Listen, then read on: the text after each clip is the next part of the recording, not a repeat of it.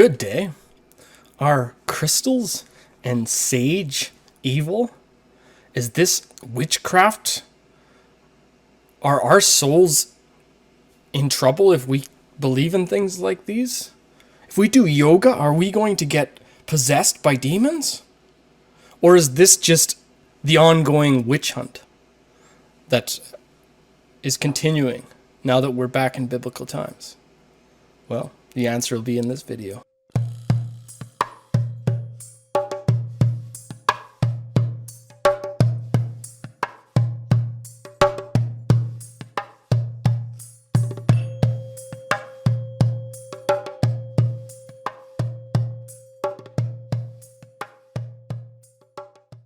Well, people turn to spirits that peep and mutter and not turn to the living God. All that business about crystals and the power of crystals and miraculous and all that stuff, that is the type of witchcraft, and it's forbidden in the Bible. So I think, look to the Lord for your healing. He will bring about healing in your life. Trust Him for it, all right? Well, I'll have to say, those who rely on the Crystal Bible instead of the Holy Bible or other important ancient books that teach us about our spirit, then yes, you are stuck in the New Age. If you think that every time you feel down, you can go to the crystal store and buy yourself a new crystal and that's going to help, you are stuck in the New Age and you're not going to get the healing, and you're not going to be able to go through that trauma. If you think that I can just take this crystal and put it up to my head and it's going to take all the problems I have out of my head, then you're falling for the New Age. And so a lot of times people talk about chakras and all of this and all of how it's New Age. No, it's actually more ancient than the Bible. The word chakra is from Sanskrit, which is one of our most ancient languages. And it means spinning circle of energy. And, if you look at this picture here, you can see that there's different stones for different parts of the body. And what does that mean? Well, it's quite deep knowledge, and it does connect to some things, some intuitive things in our hearts. And when I started to channel this kind of information about chakras and about energies and stuff like that, I realized that was intuitive. That came from God to me. When I was given this stone, when it was handed to me, I felt two layers of energy. A layer of energy that was kind of soft, and then a dense layer of energy just as it came close to my body. And since I was given this stone and felt that energy, I realized how important stones and crystals are. And people are like, oh, there's nothing to stones and crystals. Well, talk to Nikola Tesla, the one that figured out you could use this stone right here to transmit and receive audio. So I bet before there's a lot of things that people can, pathologize and point at as being crazy until it's not crazy anymore. And he's talking about how the Bible and all this crystals and stuff like that there's nothing like that in the Bible. He obviously doesn't know much about the breastplate of Aaron. So the breastplate of Aaron is made up of 12 stones. And this is where the birthing stones come from. And they represent each tribe of Israel. And here, I'll just read a little. Have you ever wondered where the idea of birthstones come from? It may surprise you that the history of birthstones has its roots all the way back in the Bible. In fact, the King James Version of the Bible contains an astonishing 1,704 references to gemstones. The most detailed description of all can be found in the books of Exodus, a text probably based on ancient oral traditions and written down in stages between around 600 and 400 BC. Described in Exodus is the breastplate of Aaron, a sacred object worn by the high priests of Israel in order to communicate with God. Worn over the priest's sacred vestments, it was attached by shoulder straps at the corner and contained 12 gemstones. I have gemstones, and I do little, I set up and I pray to Jesus and to God, and I also, I do believe these things are special. Maybe there is things that help us transmit. And I was at one point meditating and getting lots of visions and stuff from God when I was meditating with this stone. And so that came to me very intuitively.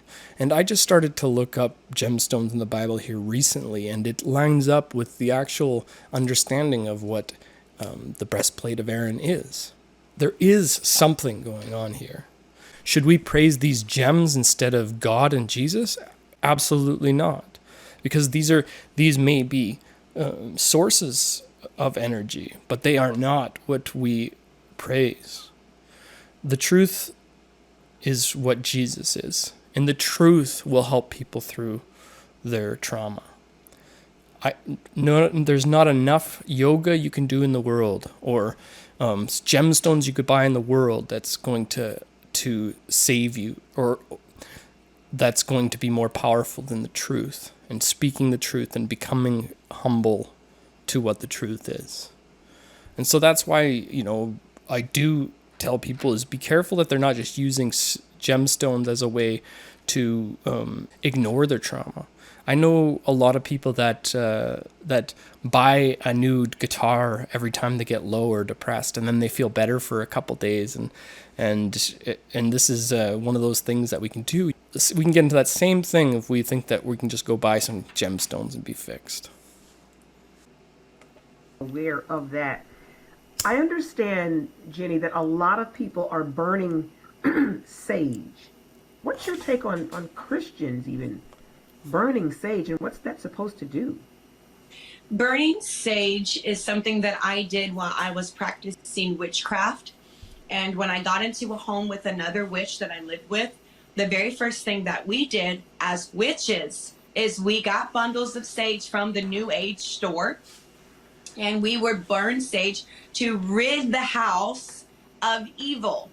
And so we would go in the corners and rid the house of evil. And I never thought in a million years that I would see Christians doing it. I thought it in my day, I thought this is just what witches do.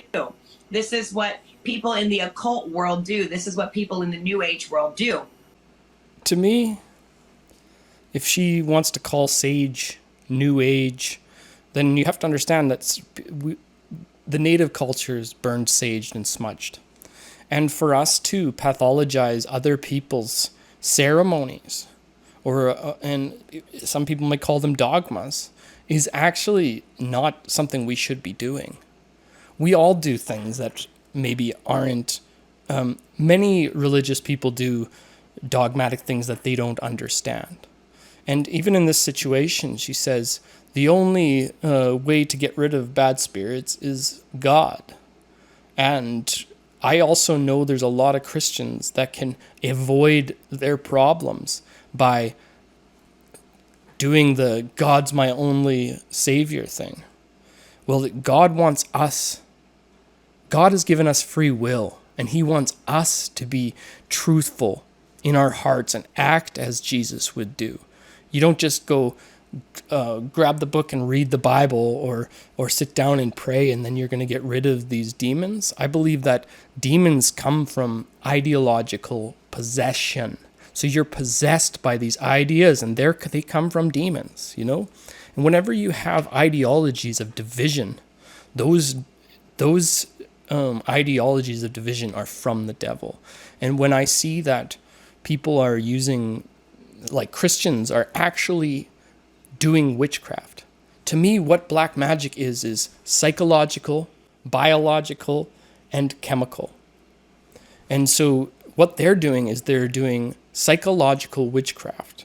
So when you tell a person that gems are evil and they bring in demons and that sage is bad and all this stuff, then every Christian that is let's say, high in openness and low in discernment, doesn't have the eyes to see and the ears to hear, they'll fall for that witchcraft that the Christians are pushing upon people.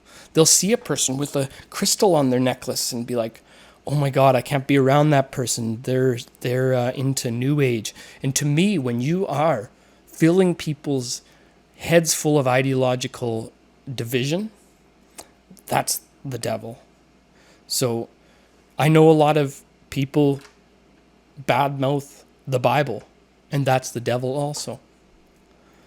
So we just have to understand there's many ways that people do spiritual bypassing.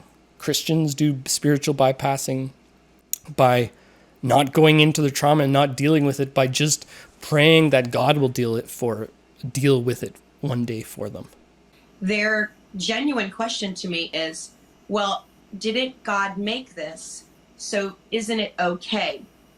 And I just want to caution people that just because something is here and it is made, like for instance, I can make drugs here. Drugs are on the earth. That doesn't mean that I should be partaking in it and putting it in my body. Absolutely. And so we need to be careful that we are going to the source. We're seeing healing crystals. We're seeing people wearing these third eye necklaces.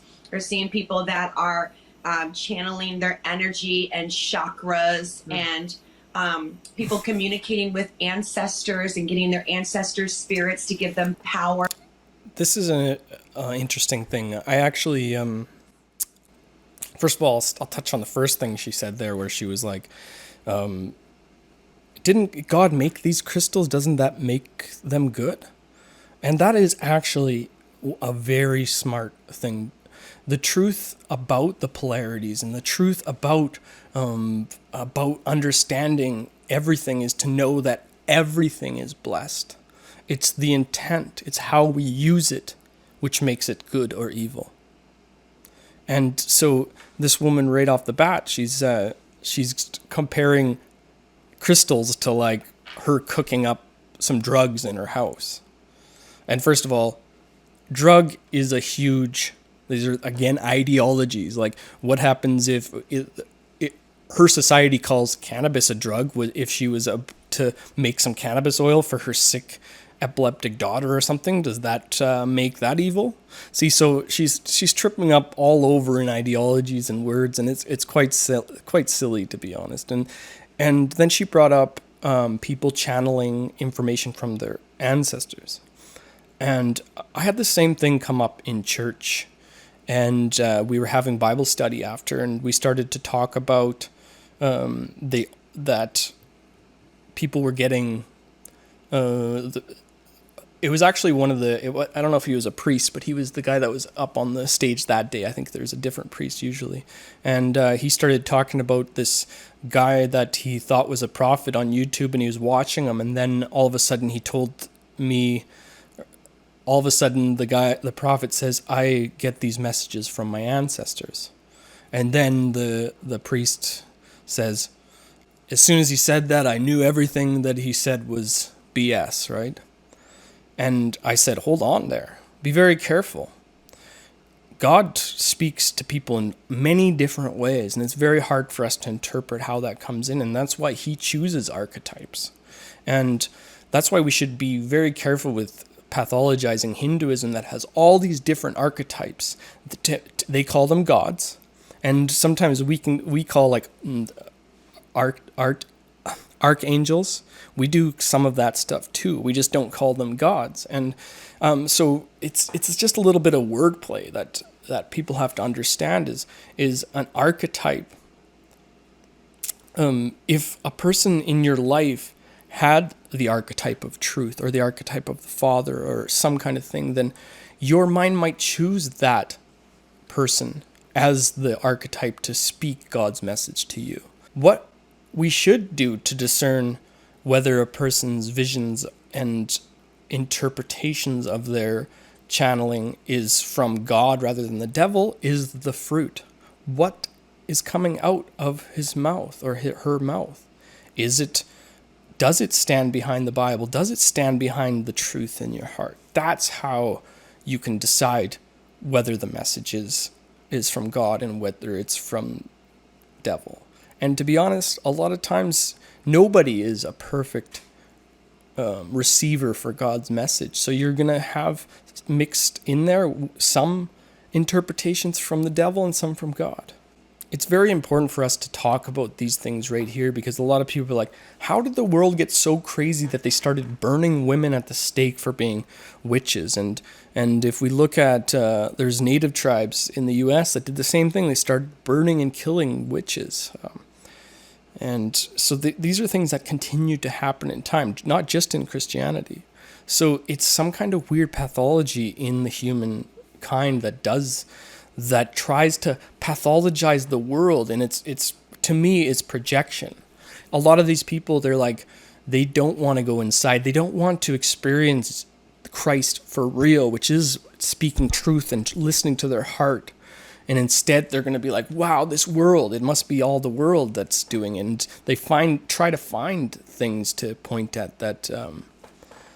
And if you try to find things, then you're going to be able to find them. But you know what? If you put them up, people like me are going to scrutinize your silly words. So the truth will be exposed this time. We're not going to see a witch hunt, because people like me and other people will always be there to speak truth, to settle that stuff down. This next woman, I want to make first a judgment upon her physical. She goes on to pathologize yoga and all of these, like reading the stars and all this new age stuff. And I see her all make-upped up and in like low cut shirt. She's got paint. She's got glued on nails, and she's pathologizing yoga because it's that you might get possessed by demons and stuff. Well, what is more practical? Somebody that does yoga, which could never put on glue on nails, that helps themselves become more flexible, more calm, and more strong, or somebody that just, says, I can't do yoga at all now because of this certain situation. Well, let's have a listen to what she has to say. After I got into cards, I wanted to learn how to develop my own psychic medium skills, so I would buy books about that. And this is all kind of alongside of self-help, getting into like the self-help kind of culture that just teaches you off the bat, you are your own best asset, you. It's all like essentially narcissistic therapy in all of these books. So I'm doing that alongside. I just want to say, this is something I've fully ran into, is the maternal therapist or the maternal spiritual healer tells you you're so great the way you are, you're amazing, you're a goddess, all of that stuff, and pushes a narcissistic,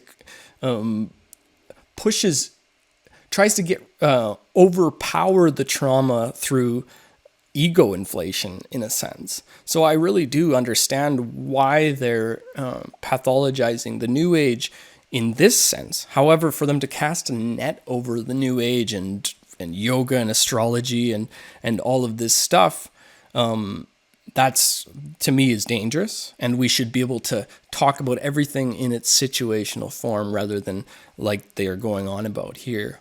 And I'll tell you straight up, intuitively to my heart, I do believe tarot cards and going to mediums to like a medium is somebody that is your in between to God, right? That's dangerous, because you have to trust that their reception of, assuming that they're getting any transmission at all from God or the devil, and they'll be able to know that it's God rather than Satan.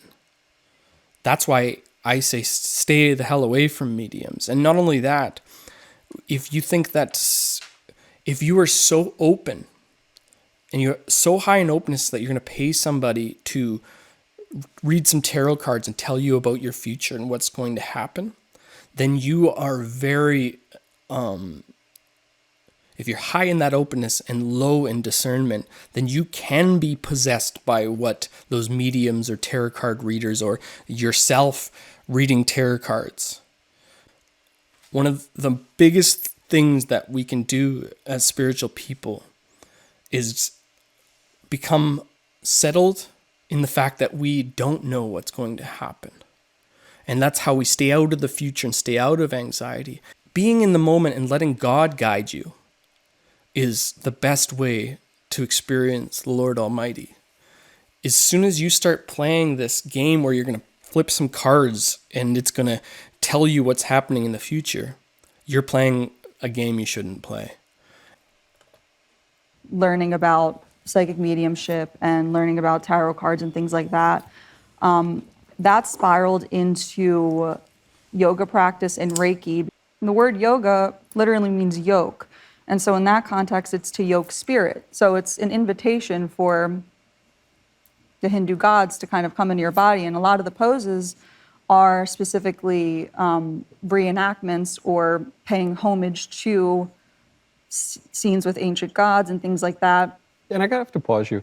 For people who are going to say, well, that's crazy, that's insane, you think you're inviting all these spirits in, it's just yoga. I guess I would have to ask those people, hey, don't you think it's a little weird that in your physical stretches, as you are presenting these things to be, that you regularly chant and invoke ancient kind of Vedic or Hindu utterances? Isn't that a little weird that you go into poses that are explicitly and intentionally spiritual? Which of us is the crazy one here? Because I'm just reading into this long-standing tradition what it has already always presented itself as doing. Right, and that's kind of a misconception a lot of people have. Even Christians that I talk to now say, well, what's so bad about yoga? I challenge you, go into a yoga studio and try and say God's name. You can't. It doesn't fit. You can feel it. When I was a yoga teacher toward the end, I tried doing it, and you can just feel from the class, it's like... So, I think she's right here. I think that the demons and the things that are in her head, they must have jumped in there while she was stretching and doing yoga. There might... I'm just going to say right off the bat, when you think that the reason dark shit is happening to you is because of yoga, because somebody chanted the Om sound while you were doing yoga, then I can see you're just a part of spiritual bypassing. And she went from being hugely overweight and started to better herself and start doing yoga, and she came down in weight. And then, to me, what happened to her was actually positive. However, to me, I see her as a very weak vessel. And I think that's why a lot of Christians teach people that are low in discernment and high in openness to stay just with the Bible. Just only the words of the Bible. And they become so ideologically possessed by that idea. And maybe it is true. Maybe some people can't open up certain doors. And maybe people shouldn't meditate because maybe they have so much trauma down inside of them that they're lost causes. Well, I don't believe that. And I think that when you're stretching and you have time to think, that's how you find healing away from trauma. That's not how you get possessed by Hindu gods. And a lot of the people that are new age and do yoga and all this stuff and won't allow you to say God or throws the everything out with the Bible, those people are new age and those people are an issue, but that has nothing to do with you. That's their own issue. So when I see so much more of this pathologization of the new age and such a casting net, I see what they're trying to do. And I really respect Christianity. I really respect the morality around Christianity. However, I also know that if they understood the Hindu religion more, if they understood that all those gods they talk about are like archetypes, maybe they can get rid of that demon inside themselves that are dividing themselves from anyone that wears a crystal or uses, a sound bowl for healing, right? It's like, wow, they're using sound bowls instead of Jesus. Well, I think you need both. You need the truth. You need Jesus. And that's, to me, is the archetype of truth and courage and being able to look the demon in the eye and never running away from ever an issue. And I think that is important to a spiritual warrior, and that's like the paternal. But we can't just go around pathologizing the maternal, which is these kind of energy healing things. And they go on. I'm going to put this podcast down below. To be honest, it's more amusing rather than something you can learn from. However, they go on to pathologize astrology. And the same thing to me, if you're going to look to astrology for your future and what you are and all of these like silly things like that, then maybe you are possessed by an idea that you don't want to be possessed by. But if you're using the stars, like many people do, to prophesize events or to see when there's going to be extra energy in the world or these kind of things, those have been done forever by the church. What did they follow when the wise men found Jesus? They followed the stars. So be careful. Nowhere in the Bible does it say sage is bad. Nowhere in the Bible does it say crystals are bad. Actually, the opposite is true. So, Christians, please stop encouraging a witch hunt. Don't make judgments upon things that you don't truly understand. And let's say for the New Age people, which are the other side of this, don't think that you can keep hiding from your problems by buying your crystals or doing your yoga or not invoking the truth, the way, and the life, which is Jesus. You don't have to call it Jesus. You can call it whatever you want to call it. However, that archetype is so important. And when you finally drop your ideology about this book, you will truly start to gain exponential wisdom. If you have a fear of something, like a lot of these people in these videos do, then you should search for the truth around what you fear, rather than just pointing at it and being like, that's bad. Because a lot of times, the truth will set you free from that fear. I do know that if these people truly wanted to know about Hinduism and yoga and crystals and stuff like that, then they would definitely evolve in their spirit. Please stop dividing. Thanks, Gandhi. Please stop dividing us.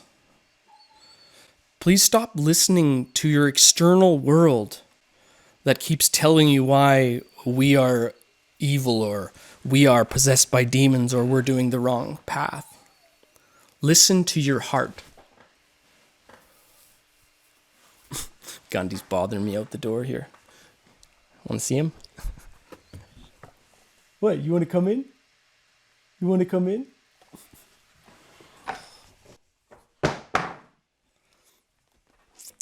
I think I've carried on long enough in this video, and I hope that we can come together in these times. My religion is truth, and there is lies in some religions, and there's many, many, many deep truths in these religions. Please put your pride down and realize that you don't know. Much love, and God bless.